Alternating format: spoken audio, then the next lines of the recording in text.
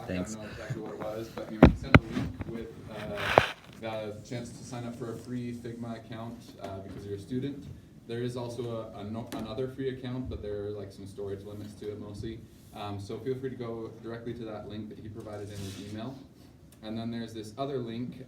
Those of you who did sign up, there's a second link that you should go to as well that gets you this file and imports it directly into your Figma account. Can anyone, by raise of hands, does anyone need me to show you how to get through that process? Okay, go ahead. Yeah, go ahead. I have a question. Yeah. I don't know if mine is the school version. Okay. So if you're not sure, I think in your account settings you can go in and verify that you're a student or something like that, or change your account status.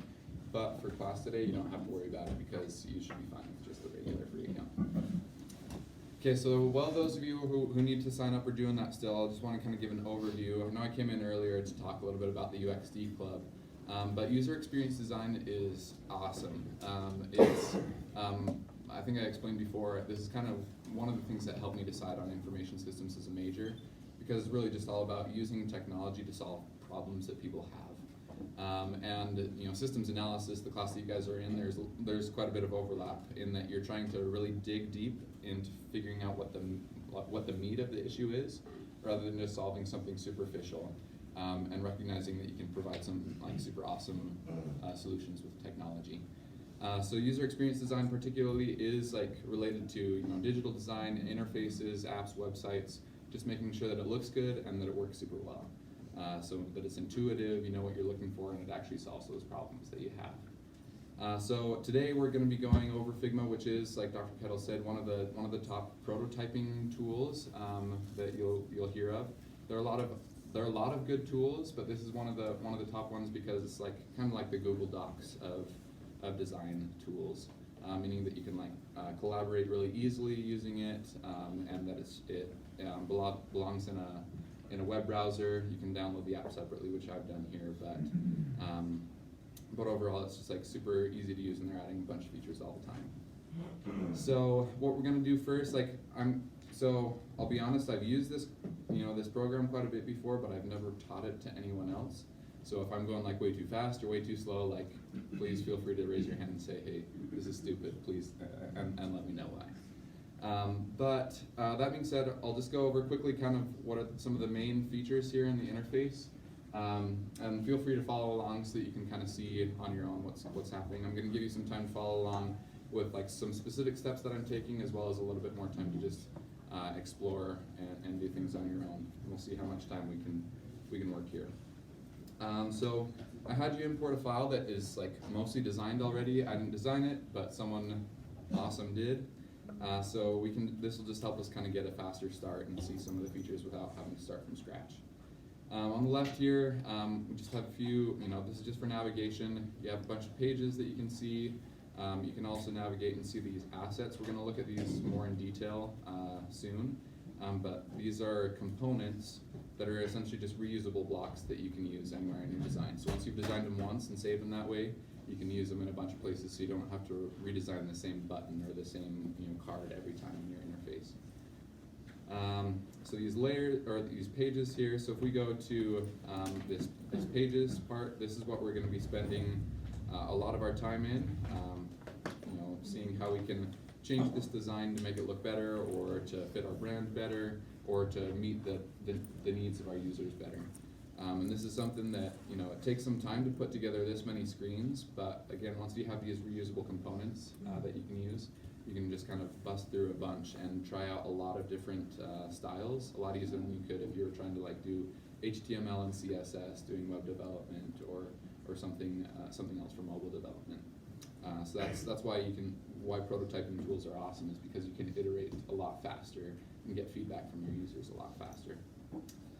So then you can come over to this components page as well, and we'll also be working in here a lot, modifying some of the components that are here, and then if we have some time, maybe creating a couple of components of our own. Over here on the right, so there are this tab right here, we've got design, prototype, and code. So these are kind of the three main activities that you might take while you're designing with a prototyping tool. You have the design that will mostly, you know, relate to the colors, the shadows, and just the way that things visually look, layout, organization, all that kind of stuff. And then prototype we'll get into in the second half today, which is actually making this interactive. So it's not just like a few static pages, but something that you can click through as if it's a real app and get people to believe it's a real app when it's actually not. Some pretty cool things with that. And then code, this is where you can, user experience designer or, you know, systems analyst, whoever's doing this kind of UI design, can pass this off to a developer so that it's a lot easier for them to implement. So you can see it's generating some of the CSS rules here. So for example, if I like click here, it's showing the width and the height of this this frame that we've got here. And then if you click on like a specific button, it'll show the exact background color and then the exact shadow settings in the CSS. You can also change it so that it's specific for iOS or Android development as well. Yeah, go ahead. So is there a way that you can get like all the CSS for the whole app? I actually don't know that. I'm sure there is a way, but I honestly haven't done as much with the handoff tools. But it's something that I'm fairly certain that you could do. I'm sure it's a popular enough request that they've made a way to do it. Okay. So with that, we're going to get into it. I'll let you guys have a chance to work in this. So if you all can open up this file, does anyone need a little bit more time to get that done? Okay, great. So if you all can open up this file, we're going to, let me just follow along with my notes here. Okay, so number one thing we're going to do, a bunch of you probably are seeing this little yellow icon up in the top right. I don't know if like these are Mac fonts or what, but you do need to replace these fonts. Occasionally, like if you don't have a specific font that's in the design, this is what's going to pop up so that you can replace these and work with the text easier. So it really doesn't matter which font you choose to replace this, but I'm just going to go ahead and go to Roboto. That's like Google's default for some of their interfaces still. So feel free to change that over, and it should get the correct font styles as well. It sounds like you'll have a chapter that goes over this a little bit. Anyone need help finding that? Okay. But feel free to do whatever font you would like if you have a favorite font. Times New Roman doesn't really work super well for most interfaces, but if that's what you want, it's great. Okay. So then you can go ahead and hit replace fonts, and then you can work with the text in here easier. And you'll also notice, so here on the right, these are your local styles. You can save certain colors and certain font styles, so that again, you don't have like a bajillion different font weights and sizes and styles, so that you can make it a little bit more consistent across your entire application. So what we'll get into now, if we actually go over to this components page right here, we're just going to start with the very basics, and we're going to copy one of these buttons that they have created over here. So you can feel free to zoom in on these big, it's called buttons primary big. You can also find it here in the sidebar if that's easier for you. But if you click on that text on the top left there, and then drag down, you can just make this frame bigger. Frame is just kind of this, you know, this canvas for these buttons. And then we'll just start using a rectangle tool to create a button, and then we'll modify it so that it gets closer and closer to what we're actually looking for.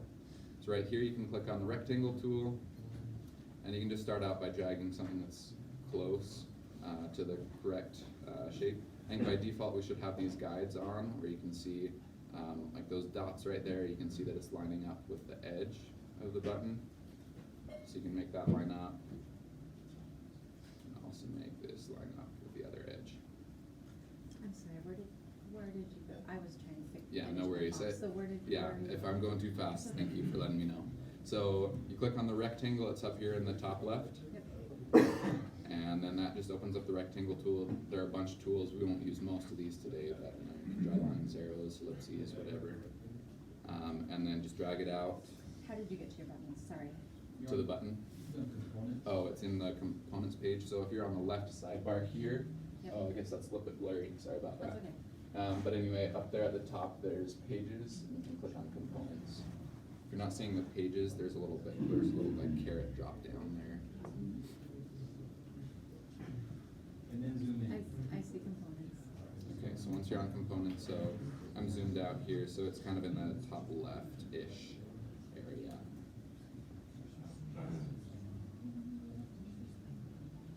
If you have a touchscreen, you can zoom in just fine with that, so that's nice.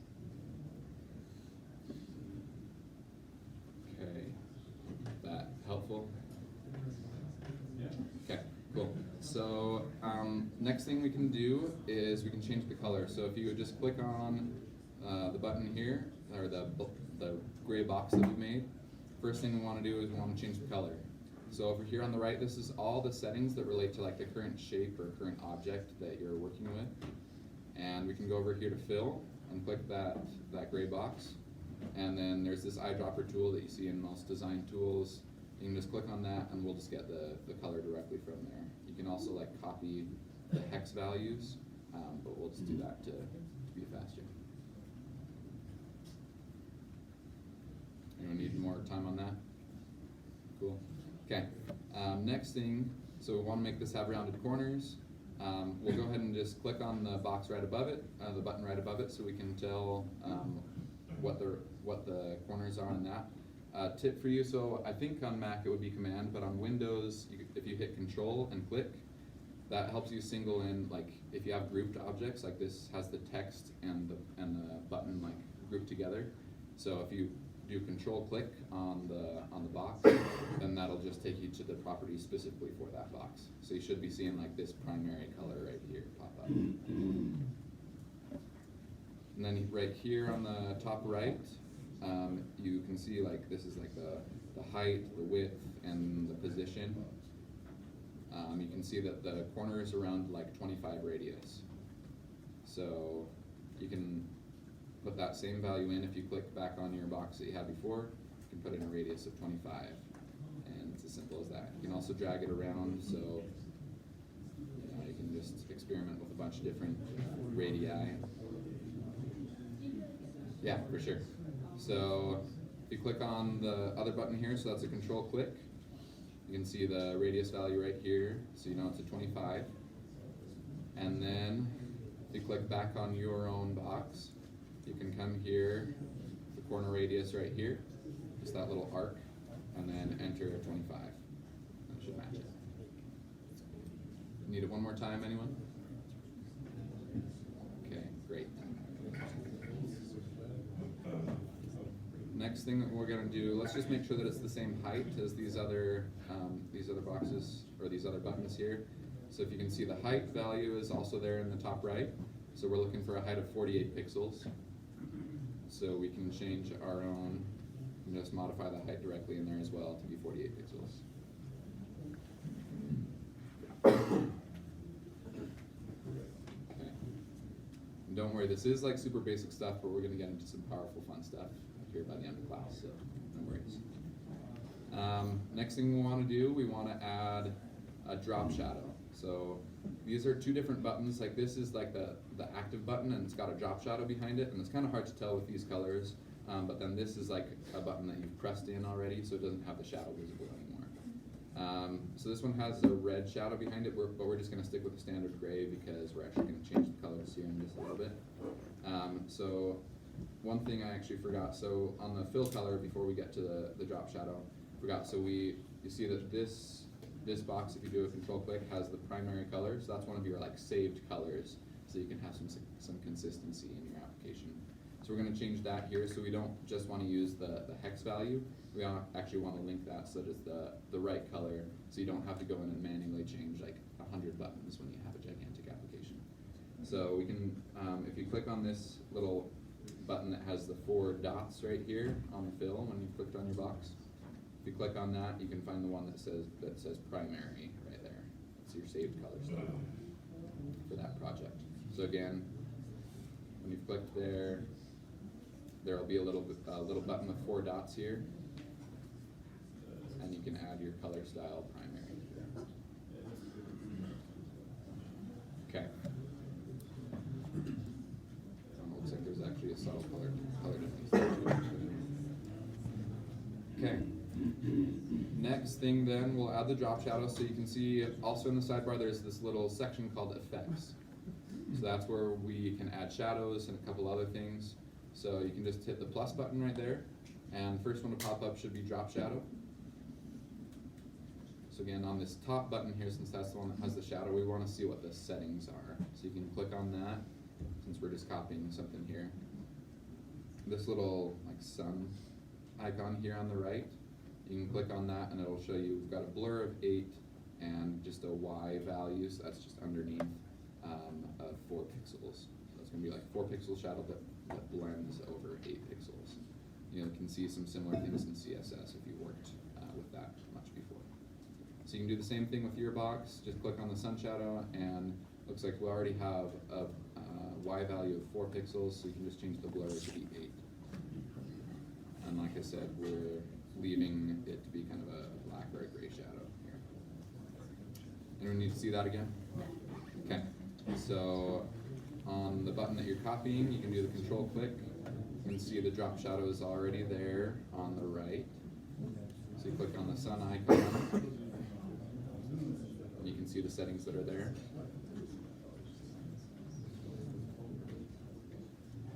And then clicking on your own, you hit the plus button to add a drop shadow, and then clicking on the sun icon, you can change the blur value there.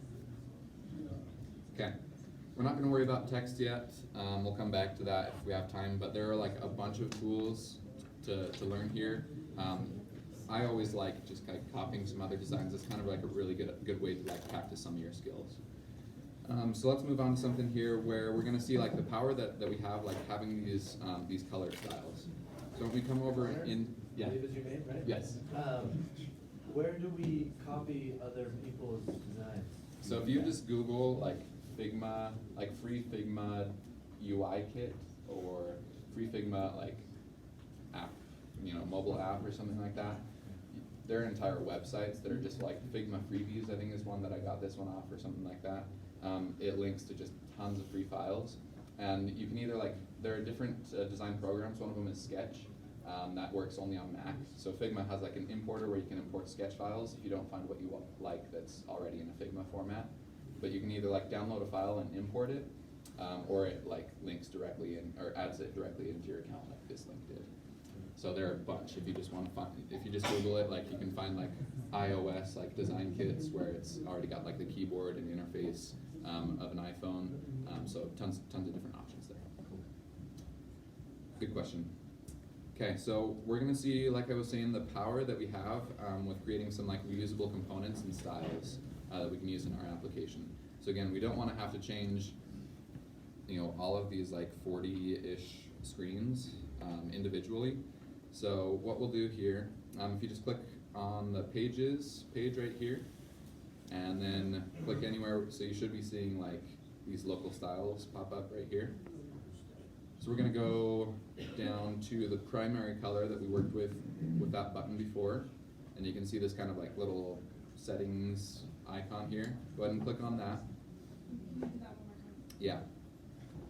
So here in the sidebar, if you're seeing all these colors and font styles, so if you hover over primary, there's this little settings icon on the right. You can click on it. And then what you can do here, this is where your creative freedom starts to come in, where you're not just following exactly everything that I do. Go ahead and click on that red box again, and you get to choose whatever color you would like. So I'm going to choose my wife's favorite color in honor of her. So that's about it, this kind of seafoam green, whatever you want to call that color. Yeah. Should you do that over again? Yeah, for sure. So is everyone to hear, or do you need to get into this still? Yeah, get into that again. Okay, cool. So if you're on the pages, you can just click on the background anywhere, and you should see all the font styles and colors come up. Everyone to that point? Okay, and then you're gonna hover over this primary color on the right sidebar, and then hit that settings icon that pops up, and then you can click on the red box in that case, and edit the color. So you can just drag around whatever you want. So something that might be in your chapter, I'm not sure, is something that's really big in web design or any kind of design that you do. They call it accessibility.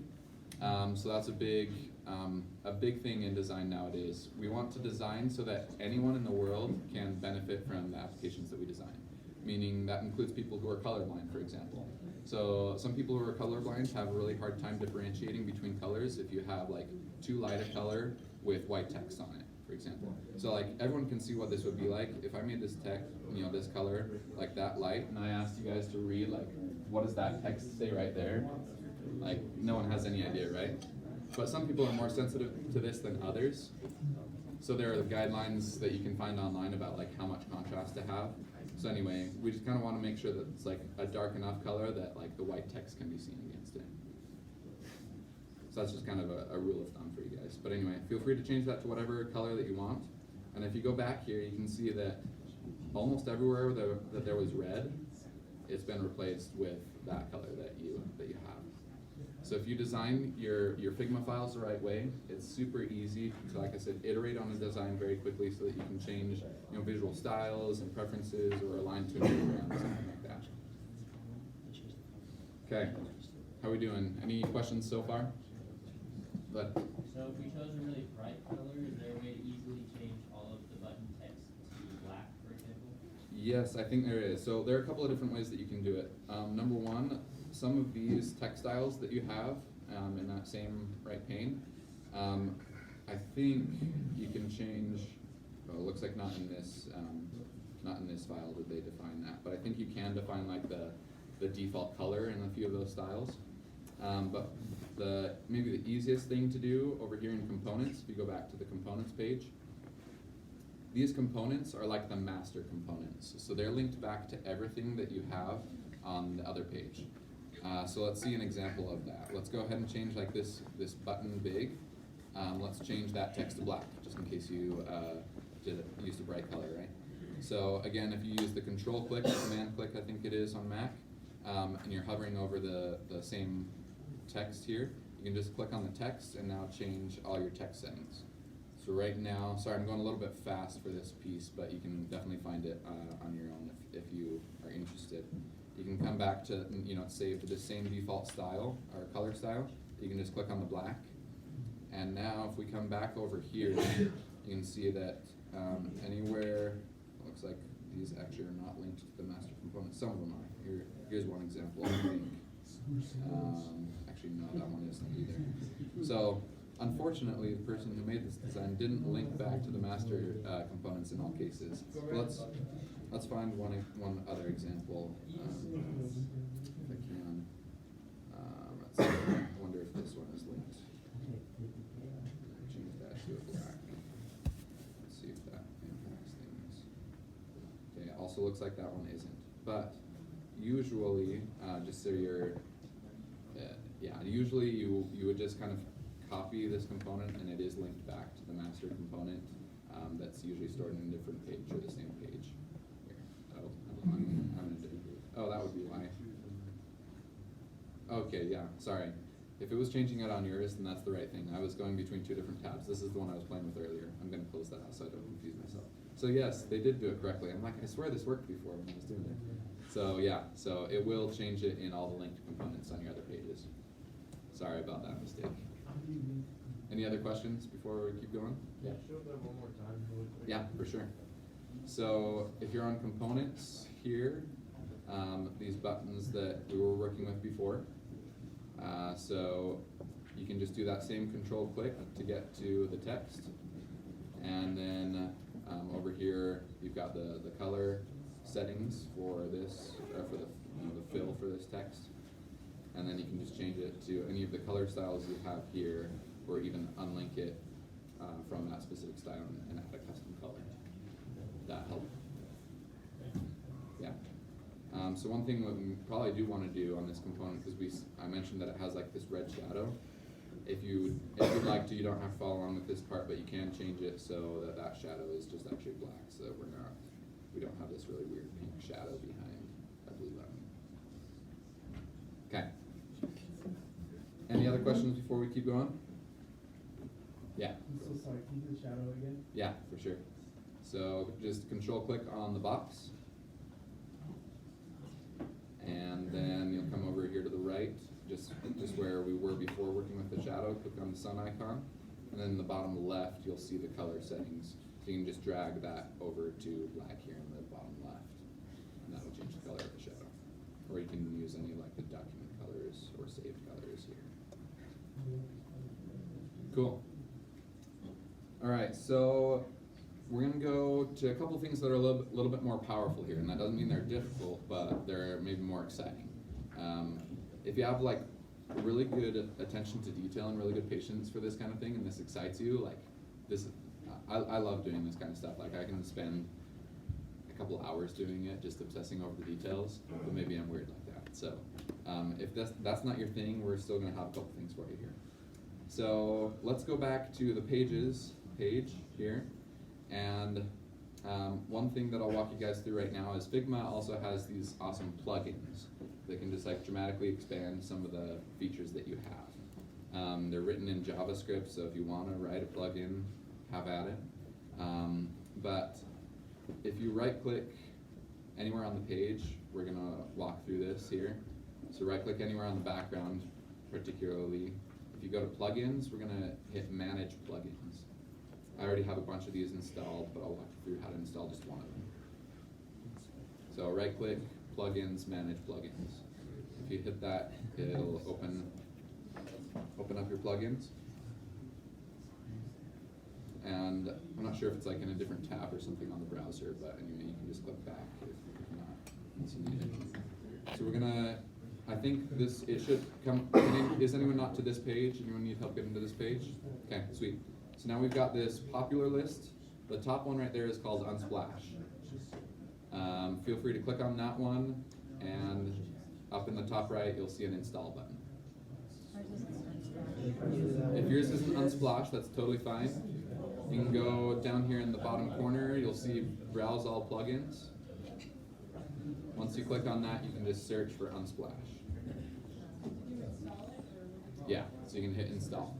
So I'll just install it for your account, your Figma account that you've got right here. And we're gonna go ahead and show you what Unsplash does. Anyone else need help getting through that? Okay.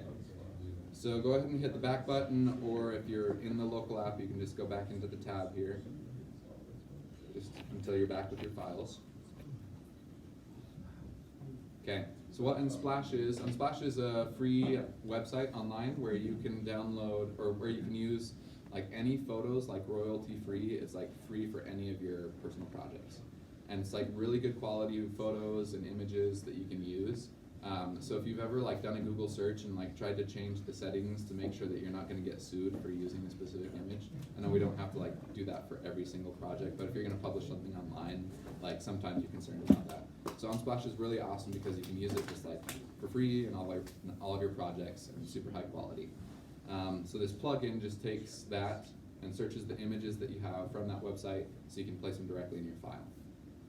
So we're gonna use it here, so you know, we're gonna pretend that like, I don't know, maybe we want this to be a men's fashion application, I don't know. So if you do another control click on this, on any image, you don't even have to do this one specifically, but any image that you just zoom in on one of these pages, a control click on that, and then you can right click on that image, bring up this menu, you can find that plugins menu again,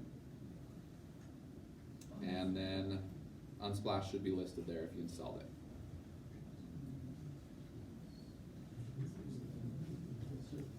Anyone need to see that again? Okay, so hit Unsplash,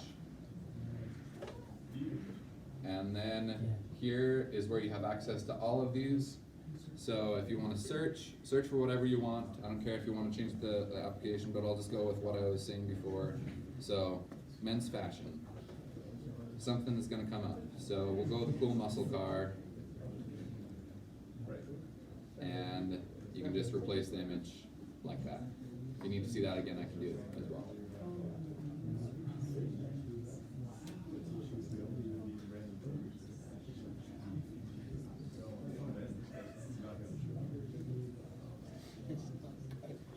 Any questions?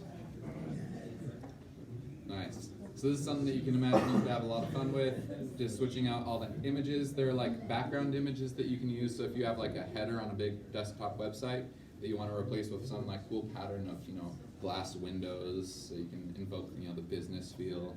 You know, you can search for a ton of different images, and they're all high quality and free to use. Okay, so plugins are an awesome thing. Plugins can do a ton of different things. They can like organize your boards for you, like really nice. They can rename a bunch of things all at once. They can help you with accessibility that I mentioned before, making sure that your color contrast is high enough. So there are a ton of things that plugins can do to extend the capabilities in Figma. So now we're gonna get to the part that hopefully will be the most exciting, which is prototyping and animations. So the good thing about this file that I had you guys import is that none of that has been done yet.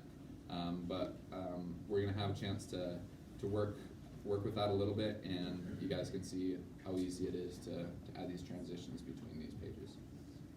So we're gonna work with the login and sign up pages that are over here on the right, or on the top, I mean. So zooming out, you can kind of see, you know, these are all the pages that you have. You can just zoom in specifically on those. I can get over there myself. Okay. So it looks like even the font that we replaced, it has some interesting issues with being cut off at the bottom there. So that's something you'll want to be aware of as you replace fonts in your file, just to make sure that things aren't cut off. So you can fix that later if you're interested, but just make sure when you make changes that it doesn't break your design.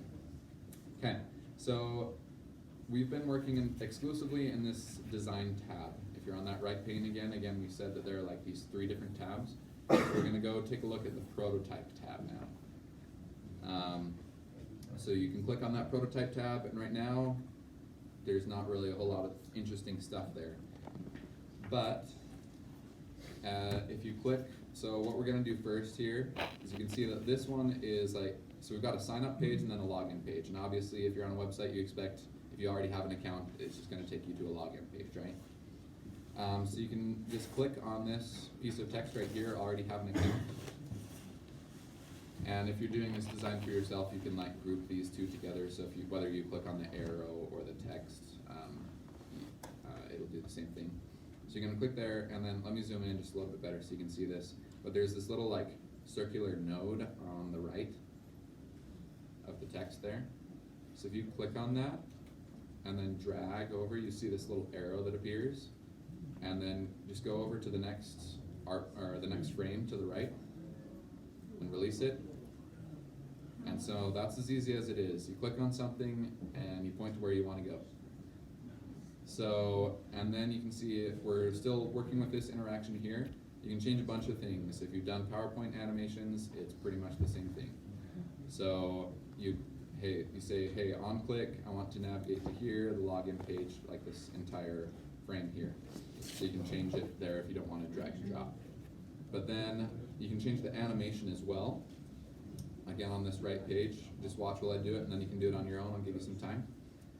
You can change this to dissolve, smart animate, which what that does is, like if you have some components that are named the same thing across here, it just does some fancy animations between the two, so you don't have to like take care of all the individual components on your own. Yeah. What if the bubbles won't pop up so you can connect to the If the bubbles don't pop up, or you clicked on the prototype tab there on the top right. Where's the prototype? So on the sidebar here, right underneath the big blue share button. Ah, got it. Okay, so if you're clicked on that, then the little bubble should pop up. You're awesome. No, you are awesome. Okay, so you can change what I want to do. I'm going to change mine to slide in.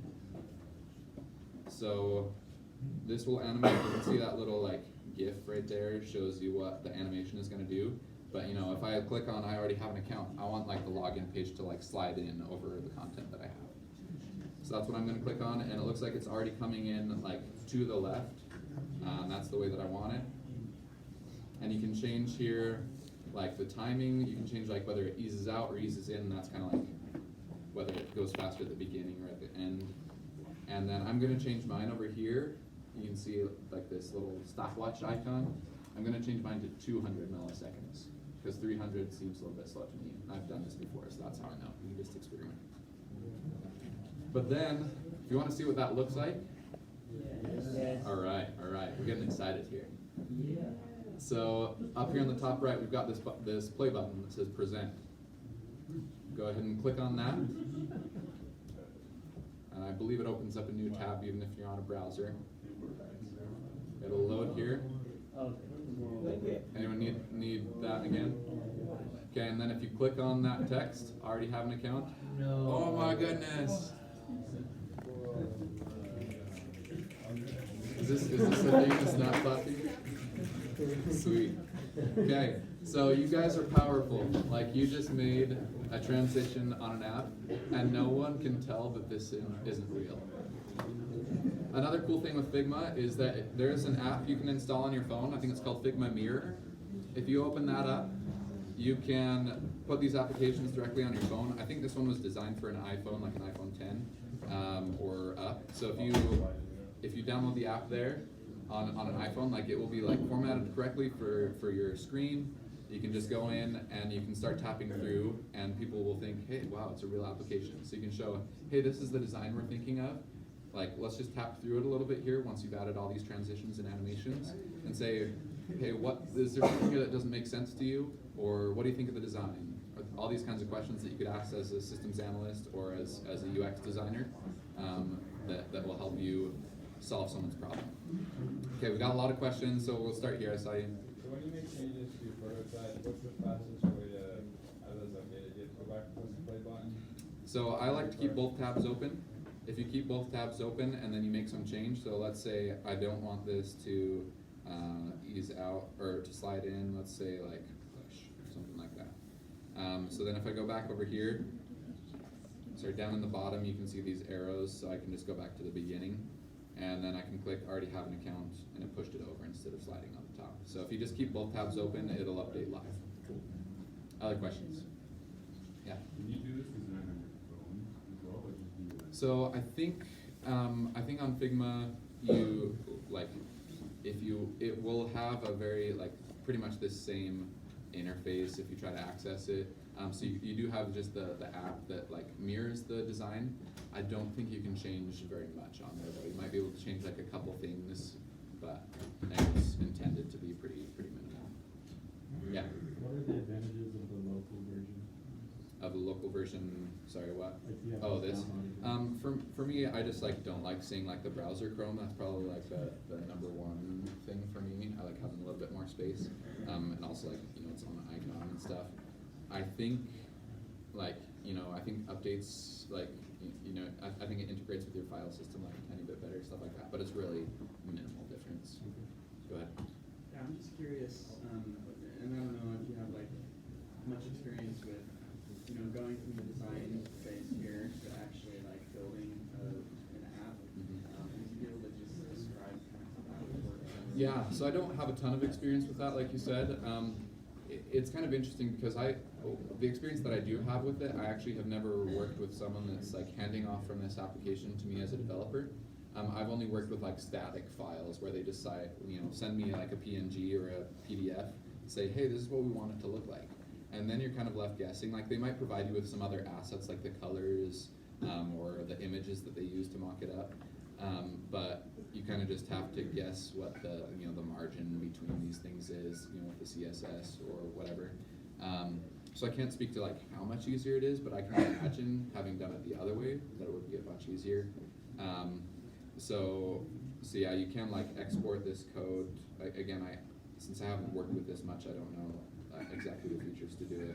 But you can just export it so it like goes to like a batch file, so that your developer can find all the images that you used, and they're already named the same as what you have here. So if you want to name them according to like the CSS styles that you want to apply, you can do a bunch of stuff like that. So my understanding is that it helps quite a bit, because I've worked at organizations where this is done, but I just haven't been the developer in those situations.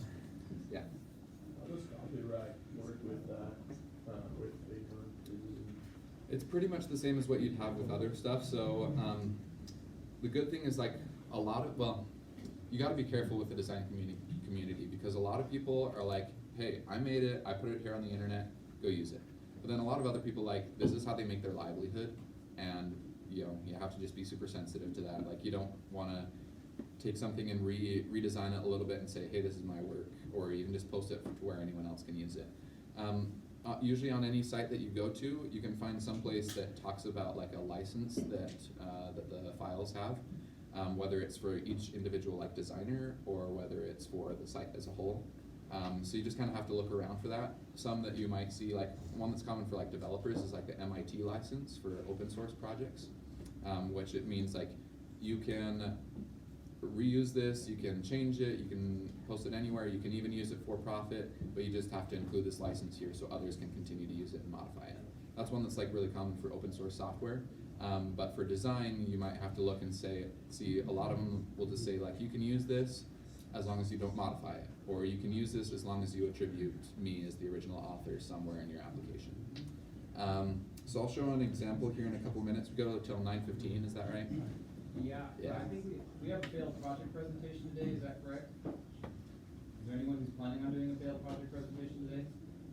If the answer is no, then we have till 9:15. Okay, great. Okay, I'll probably show you here in a couple minutes an example of a file that I designed.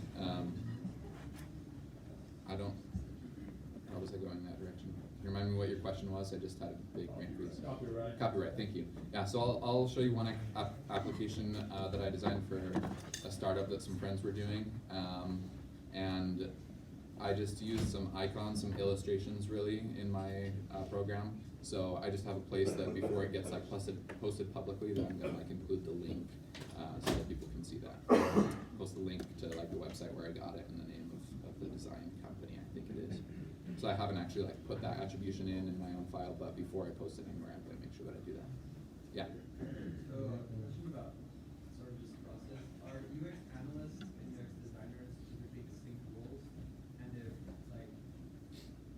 not, how much time do you spend in the research phase before you go to the designing part? Awesome, that's a great question. So a lot of that depends on the company that you work at, the size of the company, and like how mature they are and like their design practices. So I guess like a blanket term, if you're called a UX designer and like you don't have anyone called like a UX researcher or a UX writer or whatever at your company, then you'll kind of be expected to do the entire process. And so UX design specifically, you do a lot of research before you even get to designing something.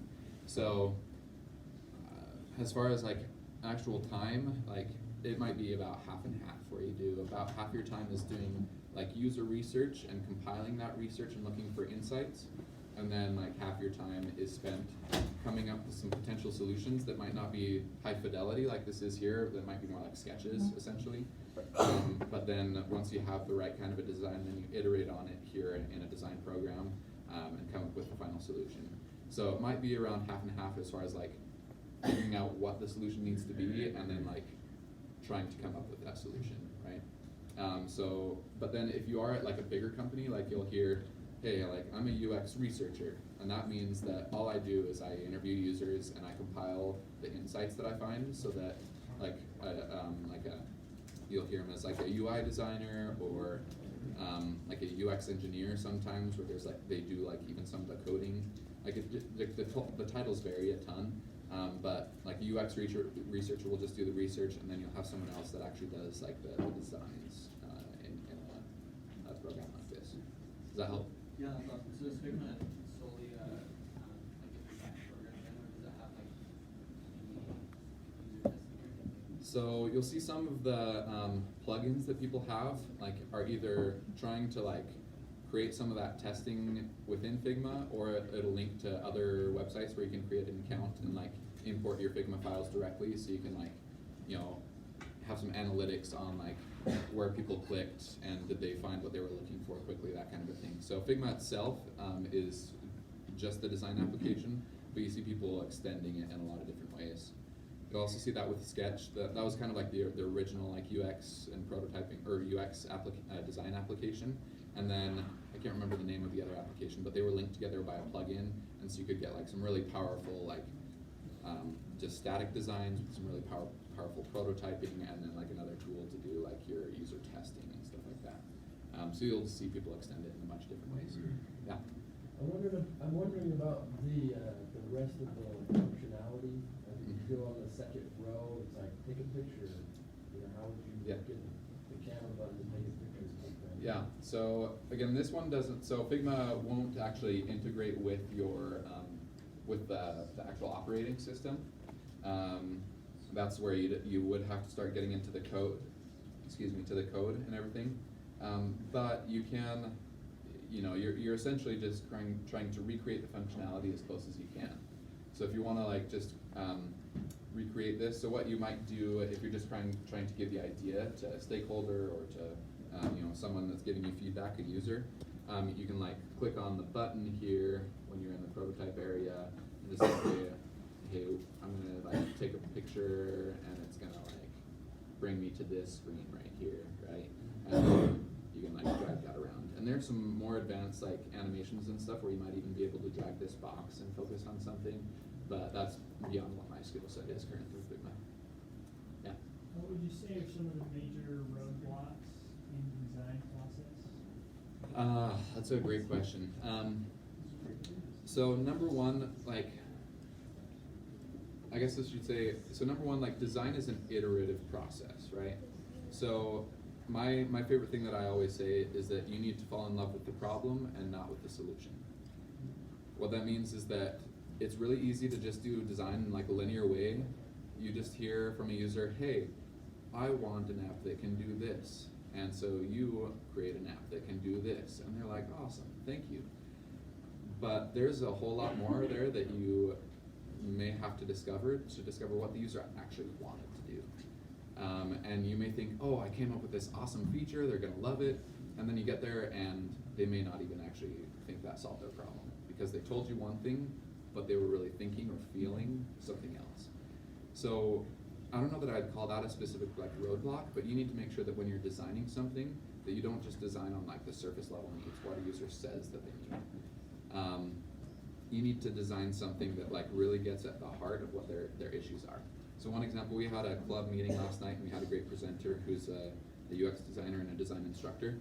And he gave the example like, someone comes to you as a designer and they say like, I need a drill bit. And you're like, okay, great, I'm gonna give you an awesome drill bit. And you give them like a drill bit set. And they're like, this is so awesome, like now I can do what I needed with the drill bit.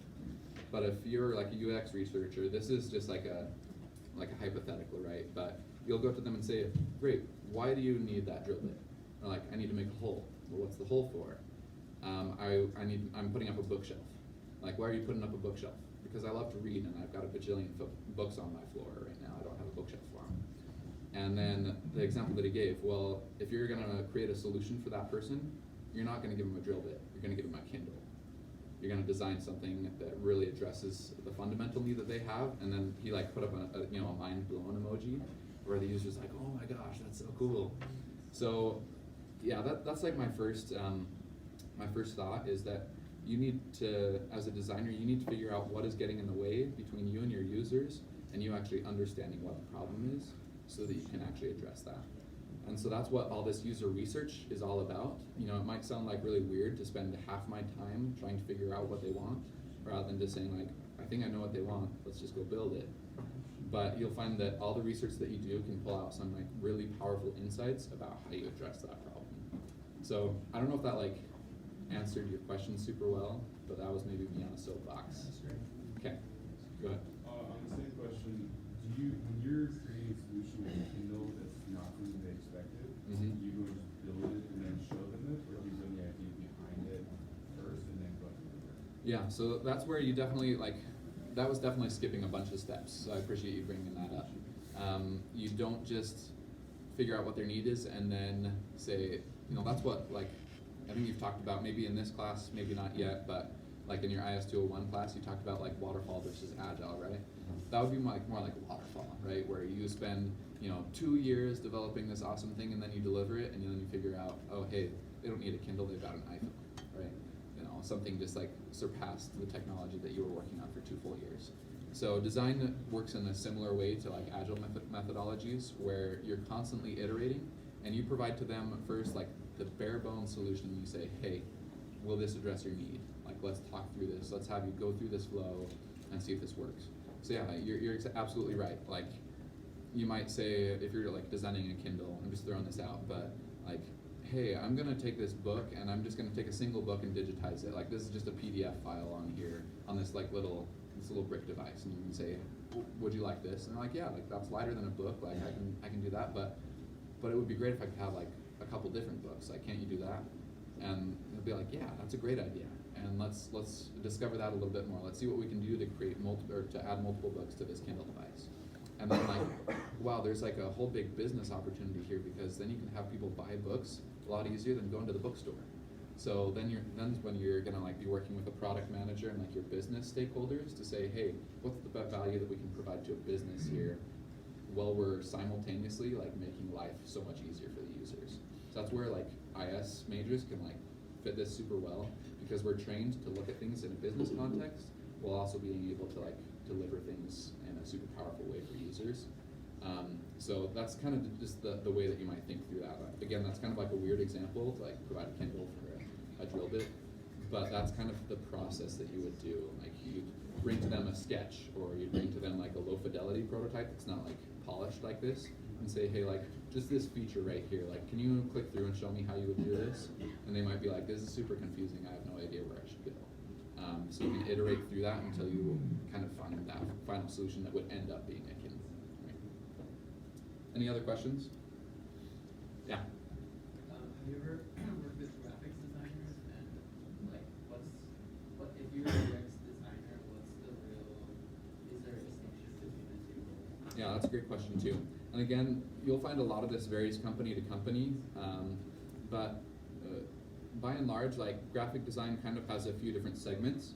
You've got like print design, which is doing magazines, newspapers, whatever, flyers, and then you've got like web design or digital design, where they're kind of doing what I mentioned before, where you might like deliver just a single, static file and say to the developers, this is what it would look like, or we're gonna just post this on our social media account or something like that. Whereas UX design, it's also like a huge umbrella term, so there, as you can kind of tell, there are a bunch of different roles, a bunch of different things that you can do within the industry, but UX is intended to be more holistic than graphic design. Where graphic design is about making things look pretty and making sure that you can, see the information that you're looking for on it. UX design is about making sure that a user feels good when they do it, when they use it, making sure that it's intuitive and that the flow works. So it's a little bit bigger than that, and typically you won't have both a graphic designer and a UX designer, but you might have, like I said, like a UX researcher and maybe like a UI designer or something like that. So it just depends company to company. Any other questions here? Okay, feel free, I'm just gonna just take 2 minutes, go ahead and feel free to play around, do some other animations or prototyping there for a second. I'm just gonna turn off the display here and pull up this prototype that I made in a different program, just so you can kind of see some of the possibilities here.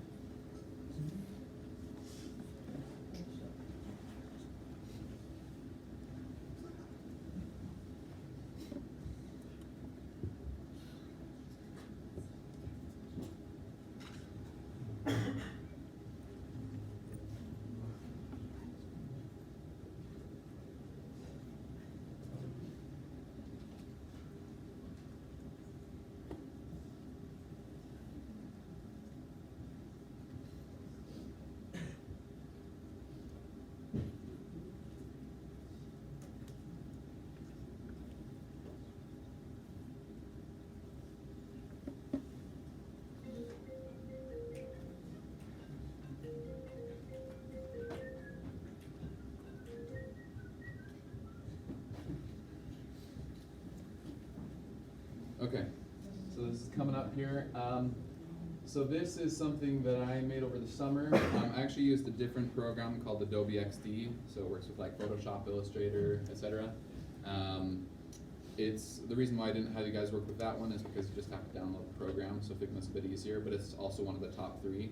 So there's Sketch that only works on Mac, Adobe XD, which you can use free, but again, there are like some limited like storage options for the free account, and then there's Figma.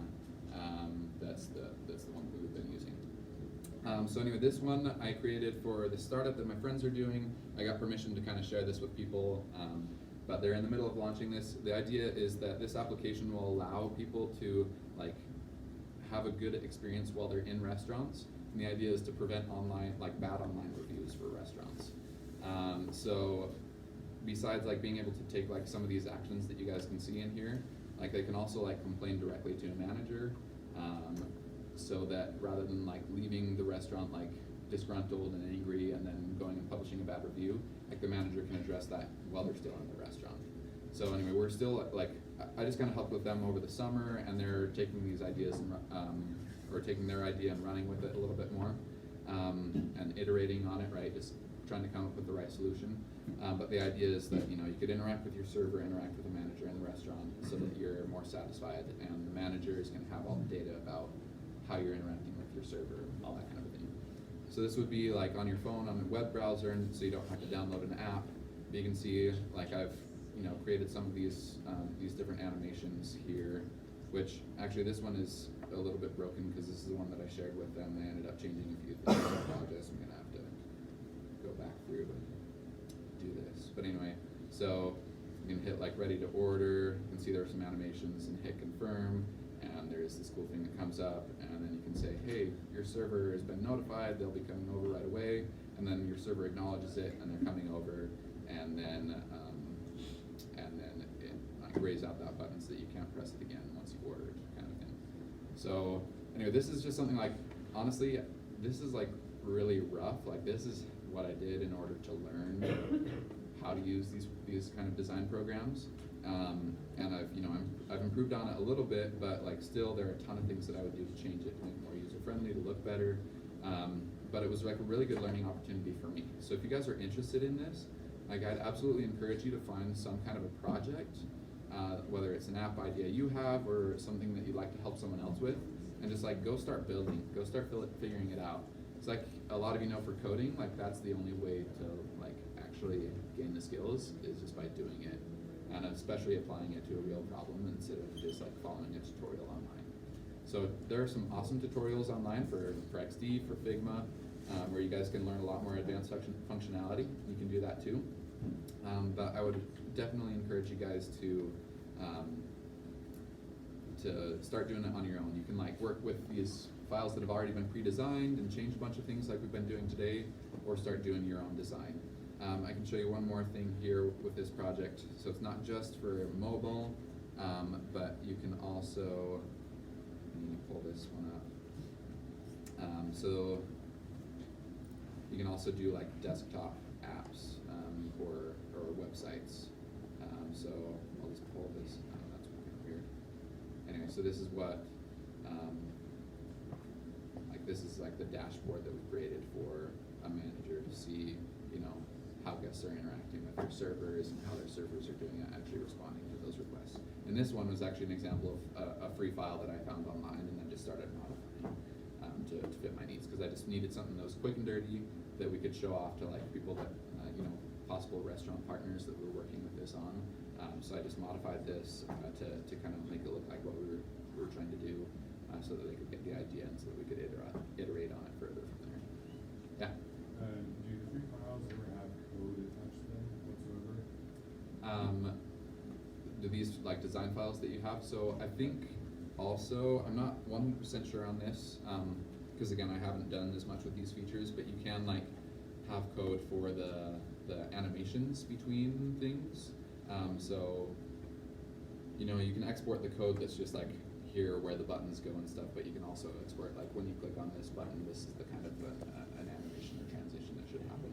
That's like as much as I know, but there are a lot of like online, like if you just Google like no code app builder, something like that, like you'll find a lot of tools that do like create the code behind designs like this. Drag and drop. Any other questions you guys have? Maybe I just throw in one thing. So if information systems major decided to go down the UX route as opposed to say strictly development, is that gonna, how's that gonna affect their wallet at the end of the day? That's a great question. Honestly, it's gonna be pretty comparable, and it depends on the company as well, because there really are companies that have learned to value design a little bit more than others. but you'll find that those companies are usually more successful. So like, for example, if you're a UX designer at a big company like Google, Apple, Microsoft, like you can make a ton of money, just the same as you would if you were a developer. I haven't looked up the statistics recently, but what Dr. Kettle shared with us like last year, I'm pretty sure like, you know, that the average starting salary for a UX designer in Utah is like, you know, $80,000, which is pretty much what you'd find, you know, graduating with a master's degree as a developer. And it goes like up from there. So don't think that this is just kind of a touchy-feely like job here. Like there's some seriously awesome opportunities out there where you're going to be paid quite well. Thank you. Yeah, I'll look up some more statistics and see if I can send them on to you later. All right, thank you very much. I don't know